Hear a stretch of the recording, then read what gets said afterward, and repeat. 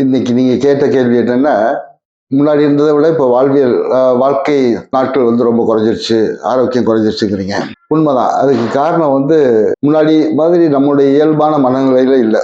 அன்பா, பொறுமையா, ஒரு பாதுகாப்பான ஒரு சூழல் வந்து இப்ப நிலவல. முன்னாடி வந்து கூட்டு குடும்பமா வாழ்ந்தாங்க. ஆனா இப்ப வந்து அப்படி இல்லை. இப்ப வந்து என்னன்னா, தடி எடுத்தவள தண்டல்காரங்கிற மாதிரி கையில காசு இருக்கவன் சொல்றதெல்லாம் கேட்கிற மாதிரி இருக்காங்க. அதை விட மோசம் என்னன்னா, மக்கள் வந்து ஒரு நல்ல விஷயங்கள் கிடைக்காதனால ஏதோ ஒரு பொழுதுபோக்கு பின்னாடி அலைகிறாங்க. நான் இன்னைக்கு ட்ரெயின்ல போயிருந்தேன். போகும்போது முன்னாடிலாம் ட்ரெயின்ல போனேன்னா எந்த கம்பார்ட்மெண்ட்ல அதிக பேர் நமக்கு தேவையான டாபிக் ஓடுதுன்னு சொல்லிட்டு அங்கே போய் நின்று கேட்டுட்டு இருப்போம். அது ரொம்ப மகிழ்ச்சியான விஷயமா இருக்கும். ஒவ்வொரு தடவை ட்ரெயின் போறதையும் அந்த அனுபவிப்போம். ஆனால் இப்போ பார்த்தீங்கன்னா எல்லாரும் செல்போனில் மூழ்கி இருக்காங்க. ஒரே குடும்பத்தில் வர 4 பேர் கூட 4 பேர் 4 கருவிகளை வச்சுக்கிட்டு அதை பார்த்துட்டு இருக்காங்களே ஒழிய ஒருத்தர் பேசுறது கூட இல்லை. அப்போ வந்து அவங்க மிக மோசமான தனிமையில் இருக்காங்க.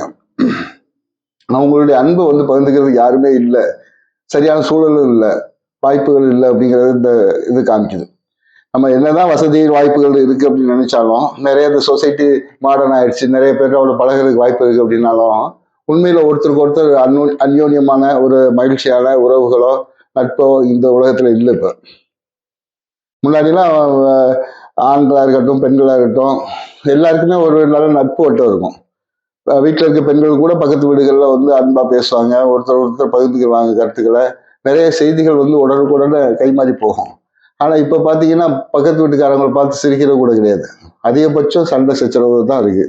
அதுவும் வந்து பொது வழக்கமான விஷயங்கள்ல சண்டை போடுறாங்க, அவ்வளவுதான். பெருமை படணும்னு நினைக்கிறாங்க, தன்னை பகிர்ந்துக்கிற நினைக்கிறாங்க. ஆனா அதுக்கான வாய்ப்புகளே இல்லை.